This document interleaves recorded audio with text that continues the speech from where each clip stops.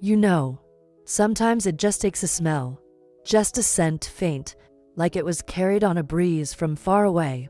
And suddenly, I'm not here in this house with creaky floors and the ticking clock. I'm back in Gary, Indiana. Back in that narrow little kitchen where the sunlight always came in sideways through the lace curtain. This morning, I was baking a pie, Lord have mercy. My crust still gives me trouble after all these years, and the smell of apples and cinnamon, that warm sugar crust just starting to brown, it hit me right in the chest. And there I was again, 7 years old, sitting at the table with my feet swinging off the chair, clutching a brand new teddy bear and trying not to cry in front of Daddy. Back in my day, folks didn't talk about feelings the way they do now. Oh no, you kept it in. You folded it up nice and neat and tucked it under your apron. Especially women. Especially mothers. That was just the way things were back then. We didn't ask questions. We didn't have a pot to pee in, but we had pride. And silence. But that day smelled like pie and lilac. I remember it too well. Mama always smelled like lilac. She'd tuck a little sachet into her pocketbook, made from the bush right outside our porch. She used to say, "Flowers don't ask for permission to bloom."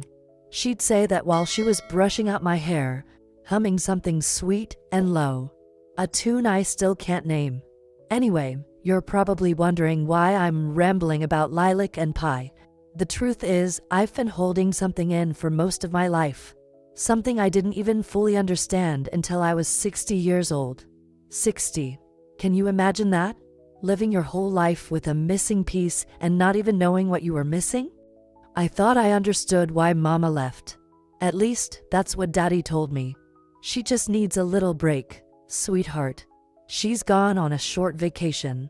Well, I'll tell you what, I was 7, but I wasn't stupid. I knew something was wrong. And now I know. She didn't go on any vacation. She was in the psychiatric hospital.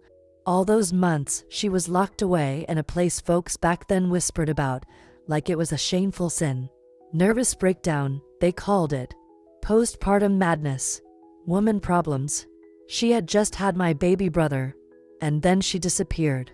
I didn't find out the truth till I was going through her things after she passed. A little yellowed envelope tucked behind an old drawing of lilacs. Inside, a hospital card, and a letter she never sent. A letter to herself. You young folks wouldn't understand how deep that kind of silence goes. But let me tell you, it sinks down into your bones. You carry it, and it shapes you even if you don't know it. So now, at 75, I've been thinking, maybe it's time I shared this. Maybe it's time I stopped folding it up and tucking it away. Maybe there's someone out there who needs to hear it, a daughter, a mother, a granddaughter. Maybe even you. Because the story? It changed how I see her. It changed how I see myself. And it still makes me wonder what might have been if only someone had let her speak. So sit with me a while. I'll tell you a story. It's not a loud one, but it's real. And it starts with the day my mama vanished and how I learned, 60 years later, where she really went. But before we go further, let me ask you something, sweetheart. What story in your family has never been told, and why is it still silent? Back in those days, mid-1950s, Gary, Indiana was a whole different world. It was the kind of place where the factories never really slept, and the smell of coal and steel hung thick in the air like a fog you couldn't quite brush off. But our little neighborhood? Oh, that was a whole other story. We had a small yard, bursting with lilac bushes that bloomed wild and fragrant every spring. Mama always said the smell of those flowers made the whole world seem kinder, even when it wasn't. I was just a little girl then, only 7 years old. My name's Eleanor, but back then I was simply Ellie to my family. I had the kind of wide-eyed wonder only a child can have, you know, that belief that everything is possible and that the future is just waiting to be caught. I was a curious kid, always asking questions, poking around the neighborhood with my best friend Ruthie, chasing after butterflies and pretending the rusty fence was a castle wall. Life was simple, but it felt full. Mama was a quiet woman. She didn't speak much, but when she smiled, it was like the whole room softened. She was always sewing something, making dresses for me out of scraps of fabric she found at the store or at church bazaars. Sometimes I'd sit on the floor and watch her fingers dance over the cloth, imagining that the dresses were little magical shields, protecting me from all the hard things in the world. Daddy worked long hours at the steel mill. He was a strong man with hands rough from years of labor, but his heart was soft as a marshmallow. He'd come home smelling of sweat and smoke, but he always made time to sit with me on the porch and tell me stories about when he was a boy. He had a way of making even the darkest days seem bearable. Back then, nobody talked about feelings much. That just wasn't done.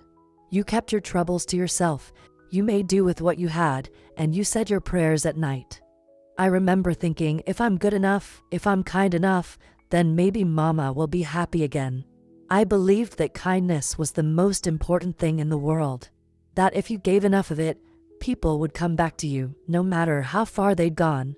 Our days followed a quiet rhythm, mornings filled with the sounds of birdsong and Mama humming in the kitchen, afternoons spent at school where I learned my letters and numbers, and evenings around the dinner table with Daddy telling jokes that made us all laugh until tears ran down our cheeks. It was a simple life, yes, but it was ours. And I thought it would always be that way. I was a hopeful child. I dreamed of becoming a teacher one day, standing in front of a classroom filled with eager faces, just like Miss Jenkins, my school teacher, who had the kindest eyes. I dreamed of a house filled with love and laughter, where no one ever had to leave or be left behind. But even as a little girl, I sensed a sadness in Mama that I couldn't quite name. Sometimes she would sit quietly by the window, staring out at the lilac bushes, lost in thought. Other times, she'd catch my hand and squeeze it just a little too tightly, as if she was holding on for dear life. I didn't understand it then, but I remember feeling like the ground beneath me wasn't quite steady, like there was something coming that I couldn't stop. Yet, through it all, I've held on to that one shining hope, that people always come back. That no matter how dark the night, the morning will come. And that kindness, the simple act of being gentle and patient, could heal even the deepest wounds. So, this was my world. A world of lilac and pie, of hardworking hands and quiet prayers. A world where love was both spoken and unspoken, where every small act of care mattered. This was the beginning of my story. And little did I know, it was about to change forever. You know, sometimes life sneaks up on you when you least expect it. One moment, you're sitting on your porch, humming a tune you've known since you were a child, and the next, everything shifts like a sudden breeze that bends the trees and leaves you wondering what just happened. That's how it was for me, back when I was just 7 years old. Mama was always the quiet kind, but that day, she seemed different, quieter than usual, almost distant. I remember Daddy pacing the living room, his face tight with worry, but trying to keep a brave front. You could tell something was wrong, even if no one said it out loud. You know how it is, people sometimes carry a weight so heavy, they don't want to share it. That's how it was in our house. I was playing with my teddy bear, the one Daddy gave me that morning, when Mama knelt down beside me. She looked at me with eyes full of something I'd never seen before, maybe sadness, maybe fear. She brushed my hair gently and whispered, "Ellie, you be a good girl, all right? Mommy's going away for a little while." Her voice cracked just a little, like she was trying to hold back tears. That phrase, going away for a little while, it didn't make sense to me then. I didn't understand why my mama, who always smelled of lilacs and soft cotton dresses, was suddenly leaving. But there was something in her eyes that made my heart beat faster, like I was standing on the edge of something I couldn't quite grasp. Daddy tried to smile. "She's tired, honey. Just needs to rest," he said. But his smile didn't reach his eyes. I watched as Mama packed a small bag, just a few things. A faded handkerchief embroidered with flowers, her favorite sewing scissors, and a little notebook she kept hidden in the back of her dresser. I didn't see my baby brother that day. He was too young to understand, or maybe they thought it was better if he didn't see Mama go. That silence, that absence, it was the first crack in the world I knew. Neighbors came by, whispering behind their hands. Mrs. Thompson, our next-door neighbor, gave me a sad smile and a pat on the head. "She's in good hands, dear," she said, but I could see the worry behind her eyes. No one talked about hospitals or mental illness. It was like a secret nobody wanted to name. I remember looking at Mama one last time as she stepped out the door, her hand slipping out of Daddy's grasp, and I thought, I wish I could hold on to you forever. But I was just a little girl, and all I could do was clutch my teddy bear tight and watch her disappear down the street. That night, the house felt empty in a way I'd never known. The usual sounds of Mama humming or Daddy's footsteps coming home were gone. It was quiet, too quiet, and I couldn't sleep. I lay awake, wondering if she was thinking of me, if she missed me the way I missed her. I didn't know it then, but that moment, that day, was the beginning of a story I would carry with me for the rest of my life. It was the first time I understood that love and loss could live side by side. That sometimes, the people we love the most are the ones who disappear without warning. Years later, when I finally learned the truth about where Mama had gone, it made me realize just how brave she was. How much she must have fought behind closed doors. And how much silence surrounded her struggle, silence that shaped not only her life but mine, too. So, you see, that little moment, a mother's goodbye, a father's quiet pain, a child's confused heart, it wasn't just a passing memory. It was the spark that lit a path through darkness. And I've carried it with me ever since. After Mama left, everything changed, but nobody said it out loud. Life went on, or at least it tried to. The days blended together like the faded photographs in our family album, each one tinged with a little more shadow than the last. I remember how the house felt emptier somehow, even though Daddy tried his best to fill the silence with his strong arms and quiet presence. But a man like him, working 12 hours a day in a steel mill, could only do so much. Back then, you didn't talk about feelings. Oh no, we bottled them up so tight. It's a wonder any of us kept breathing. I was 7, but I knew something was wrong. The neighbors whispered behind closed doors, throwing quick glances when they thought I wasn't looking. "That poor girl," I heard Mrs. Thompson say once, with a voice thick with pity. But no one came close to asking what really happened. No one said the word hospital. Instead, they said things like, "She's not feeling well," or "She needs time to rest." I felt so alone, like I was a secret I wasn't supposed to share. I was scared, Lord have mercy. Yes, I was scared.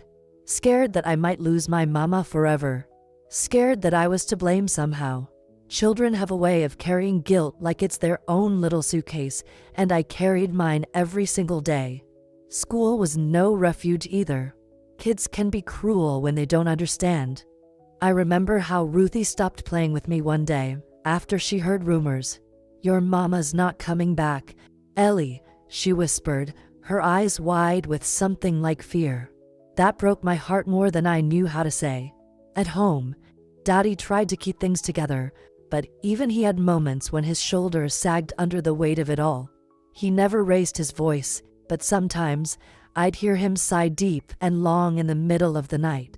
He was a good man, bless his soul, but the kind of burden we were carrying was heavy even for him.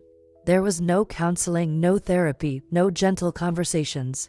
Instead, I was told to be a good girl and keep my chin up. That was their way of saying, "Don't make waves." And I did just that.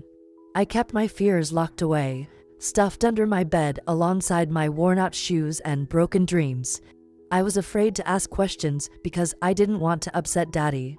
Afraid to cry because tears seemed like a sign of weakness.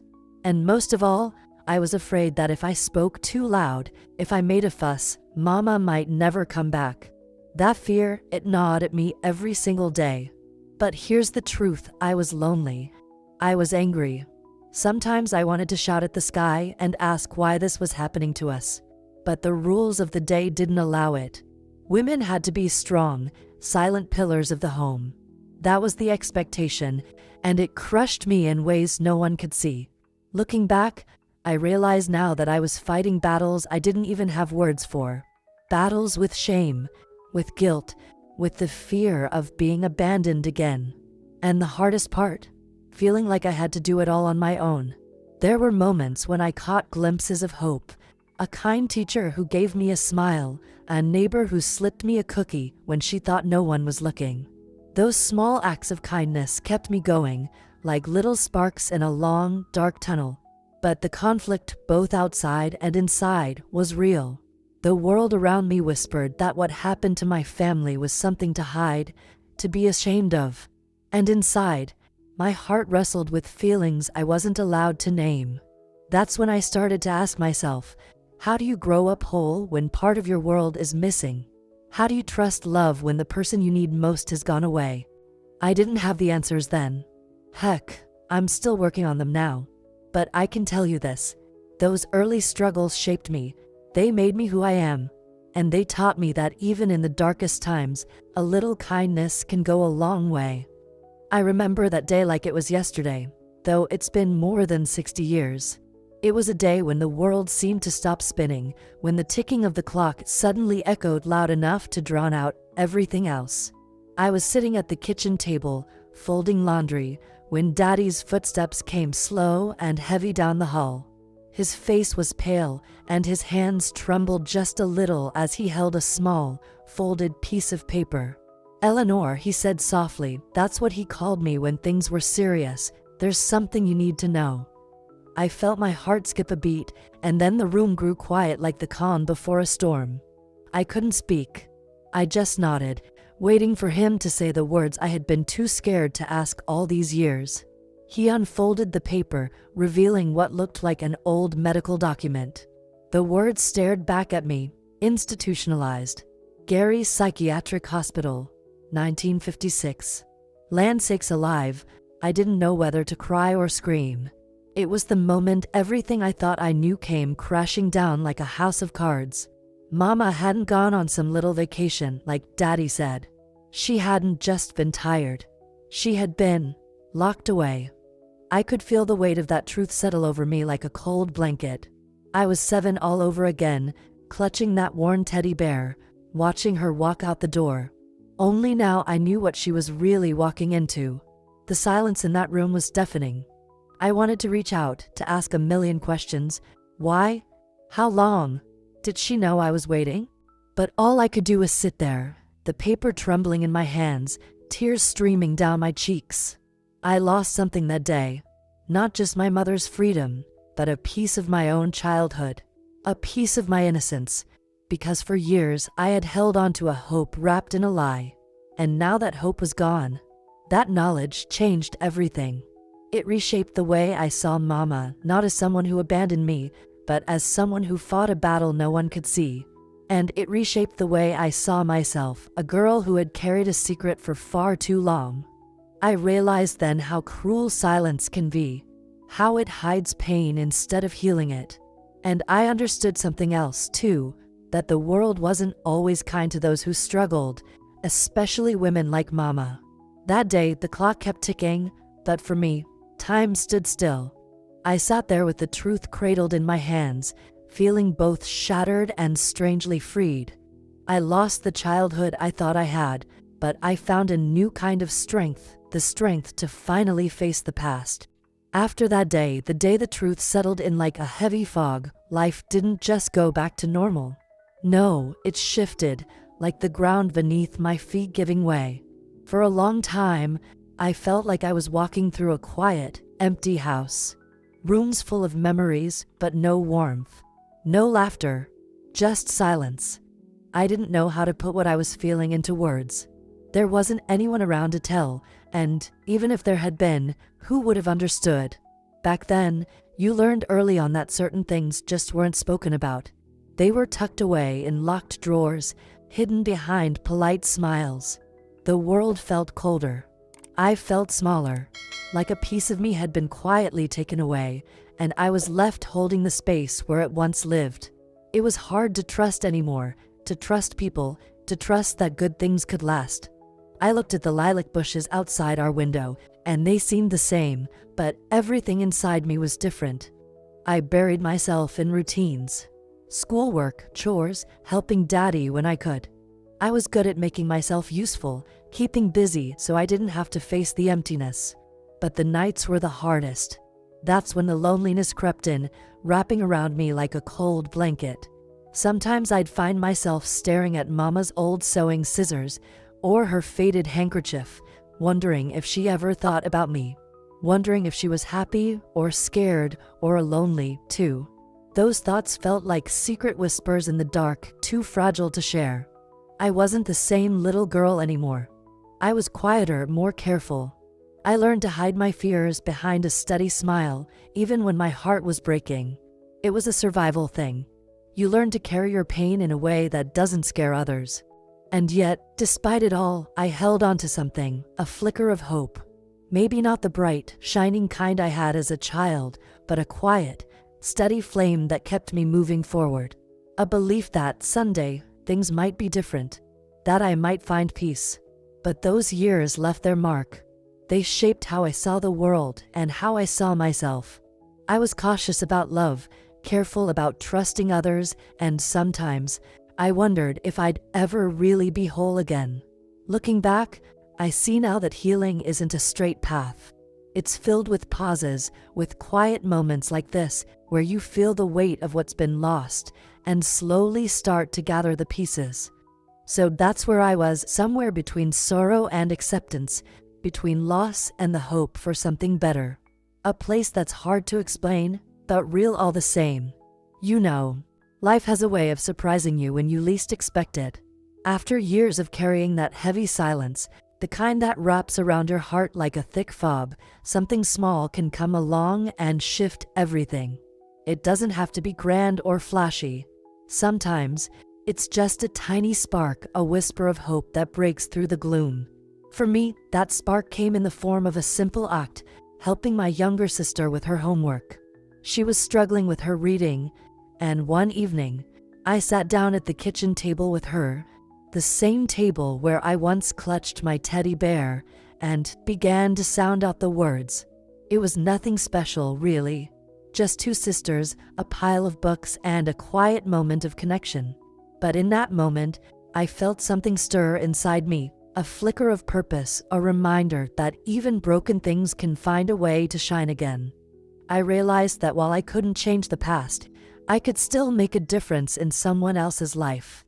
And maybe in doing so, I could start to heal some of my own wounds.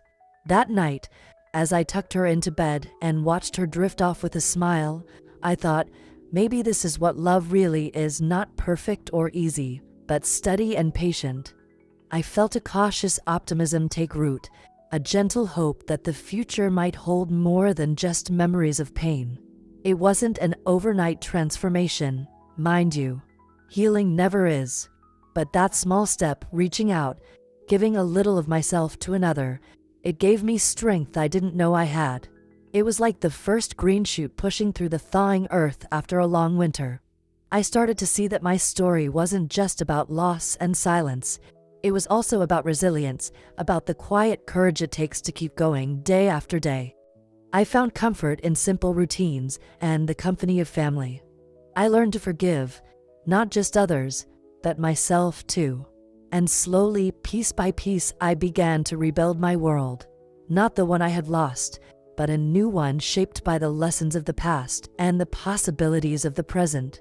So, if there's one thing I've learned, it's that hope can find you, even in the darkest places. Sometimes, it's a small kindness, a gentle word, or the steady hand of someone who cares. And when it does, you hold on to it with everything you've got, because that's how you begin again. There comes a time in every life when you have to look the shadow straight in the eye and say, enough.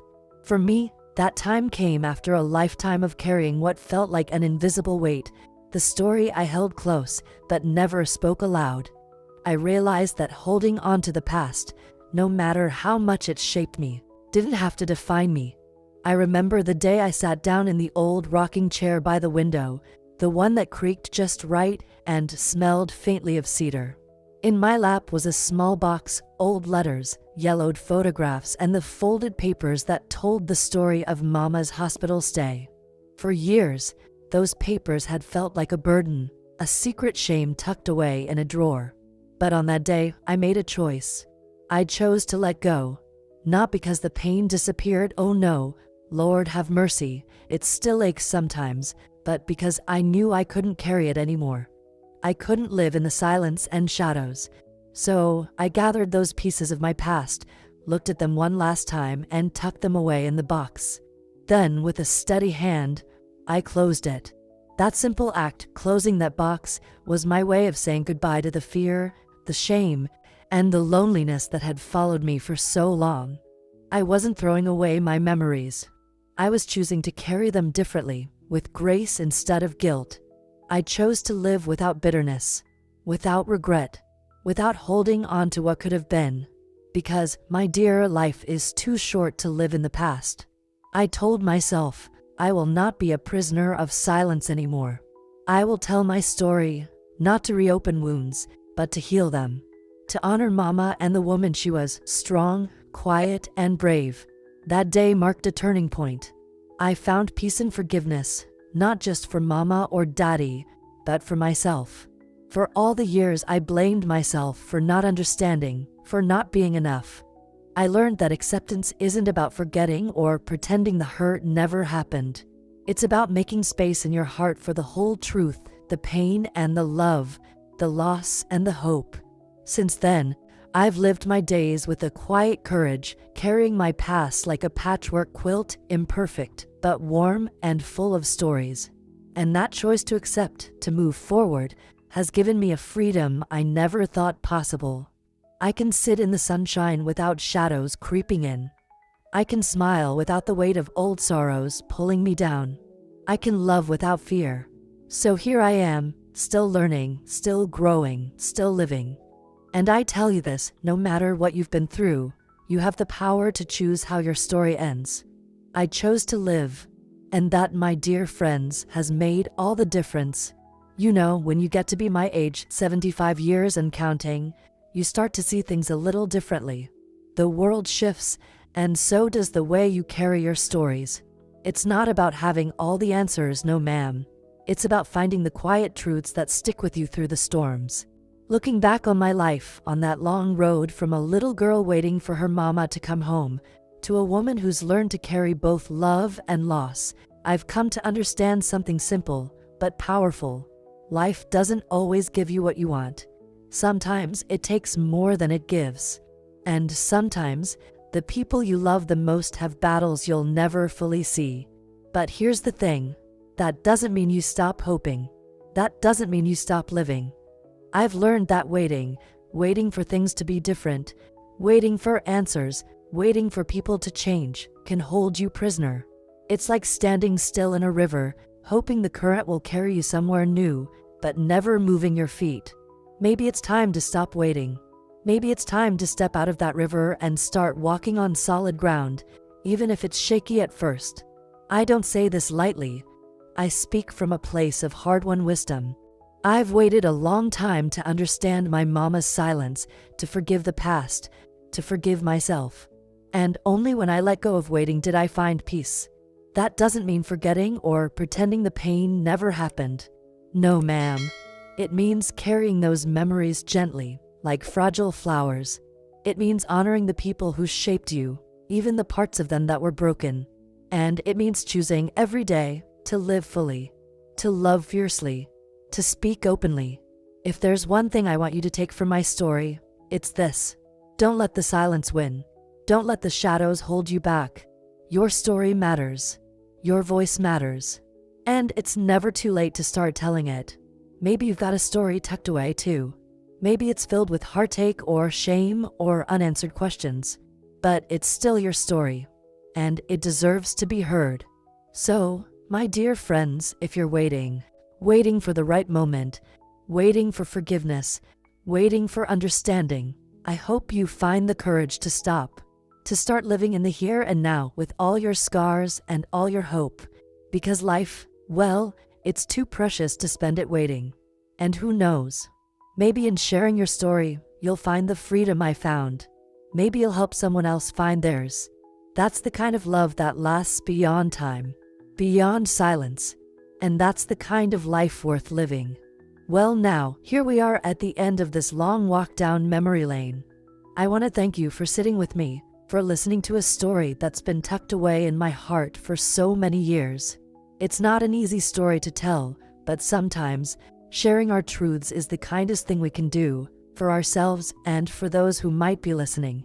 You see, this story isn't just about the past. It's about today too. About how the shadows we carry don't just belong to yesterday. They can follow us, shape our lives, and sometimes even whisper in our quietest moments. But it's also about light, about hope, about the kind of love that's patient enough to wait, brave enough to forgive, and gentle enough to heal. I've been thinking a lot lately about love and what it really means to hold on to it. Mama and I, we had a love that was tested by time, by silence, by things we couldn't understand back then. But it was love, just the same. So I have to ask you, from one heart to another, do you believe true love is something that always finds its way back? Is it the kind of love that lingers in the spaces between words, that carries us through the hardest days, even when the person we love is gone? Sometimes, when the house is quiet and the lilacs are blooming outside my window, I swear I can still feel her presence. Like a soft breeze that brushes past me, carrying the scent of those blossoms, a gentle reminder that love never really leaves us. Maybe it's just my heart playing tricks. Maybe it's the stories we tell ourselves to keep the light burning. But sometimes I like to think, just for a moment, that she remembers. And maybe, just maybe, that's enough. I want you to take this story with you, not as a tale of sorrow, but as a reminder that even in the hardest times, there's a thread of hope. That the silence doesn't have to be forever. That our voices, your voice, matter. Thank you for letting me share my story. And thank you for listening with an open heart. Now, I'll leave you with this question to hold close. What stories are you still waiting to tell? And what would happen if you finally let them out? Remember, sometimes the bravest thing you can do is speak your truth, even if your voice trembles. With all my love, from my heart to yours.